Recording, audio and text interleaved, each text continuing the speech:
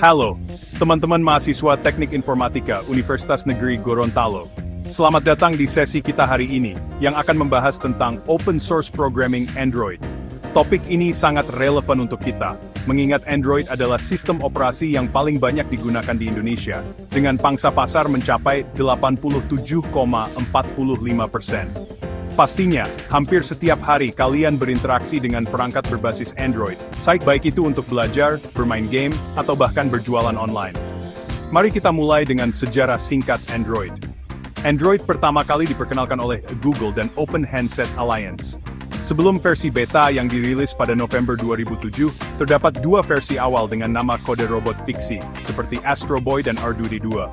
Namun, sistem penamaan makanan manis dimulai sejak Android 1.5, yaitu Cupcake. Ide ini diperkenalkan oleh Ryan Gibson untuk membuat nama-nama versi Android lebih mudah diingat. Apa hubungannya dengan kita? Seperti kalian yang sering menyebut nama-nama makanan tradisional Gorontalo, seperti Sabongi atau Popolulu, nama-nama manis ini menciptakan kedekatan dan identitas yang khas. Bagian 2, pentingnya open source di Android. Android adalah salah satu contoh terbaik dari kesuksesan open source. Sebagai mahasiswa TI, kalian pasti sering mendengar istilah ini. Karena Android berbasis open source, siapapun, termasuk pengang dari Gorontalo, dapat memodifikasi kode sumbernya untuk menciptakan aplikasi atau bahkan ROM custom. Contohnya, ROM seperti Lineage OS banyak digunakan untuk memaksimalkan kinerja perangkat lama. Di kampus, atau di lingkungan sekitar kalian, mungkin kalian melihat peluang untuk membuat aplikasi Android lokal, misalnya aplikasi untuk mencari rute angkot, atau mengelola informasi pasar tradisional. Bagian 3, perkembangan versi Android. Perkembangan Android dari versi awal hingga terbaru di 2024 menunjukkan bagaimana teknologi terus beradaptasi dengan kebutuhan pengguna. Mari kita lihat beberapa momen penting. Android 1.0 atau Alpha. Pada masanya, versi awal ini membuka jalan bagi pengembang untuk mulai bereksperimen dengan platform baru. Fitur-fitur dasar seperti Gmail dan YouTube memberikan kesempatan bagi pengembang aplikasi untuk memikirkan cara memperluas ekosistem layanan Google. Selain itu, ini menjadi awal mula pentingnya pemahaman tentang Android SDK bagi pengembang. Versi pertama yang digunakan secara komersial pada 2008. Dibekali fitur dasar seperti Gmail dan YouTube, ini adalah awal dari perjalanan panjang Android. Android 1.5, atau Cupcake, versi ini memperkenalkan keyboard virtual pihak ketiga. Hal ini memungkinkan pengguna menyesuaikan pengalaman mengetik mereka.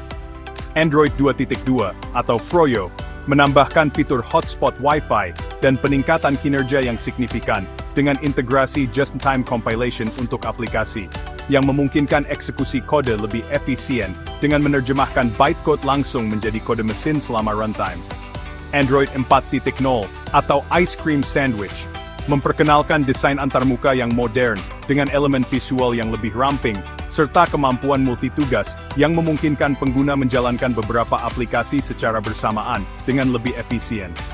Android 6.0 atau Marshmallow dengan fitur pengenalan sidik jari dan manajemen daya DOS.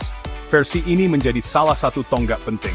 Manajemen daya DOS membantu mengurangi konsumsi baterai dengan membatasi aktivitas aplikasi di latar belakang saat perangkat tidak digunakan untuk waktu tertentu, sehingga memberikan efisiensi energi yang signifikan bagi pengguna. Android 10 tidak lagi menggunakan nama makanan manis, namun memperkenalkan fitur seperti teks otomatis dan balasan pintar dari notifikasi. Android 14 atau Upside Down Cake. Versi terbaru ini membawa fitur seperti Ultra HDR dan pengaturan privasi yang lebih baik, yang dapat dimanfaatkan oleh pengembang aplikasi untuk meningkatkan pengalaman pengguna. Ultra HDR memungkinkan pengembang menciptakan aplikasi dengan kualitas visual yang lebih tajam dan kaya warna. Sementara pengaturan privasi yang lebih baik memberikan kontrol lebih kepada pengguna atas data mereka, mendukung kepercayaan dan transparansi dalam penggunaan aplikasi. Mengapa penting untuk kalian? Sebagai mahasiswa TI, mengetahui evolusi ini dapat membantu kalian memahami bagaimana teknologi terus berkembang dan bagaimana kalian dapat berkontribusi. Demikian untuk pertemuan hari ini, semoga bermanfaat. Wassalamualaikum warahmatullahi wabarakatuh.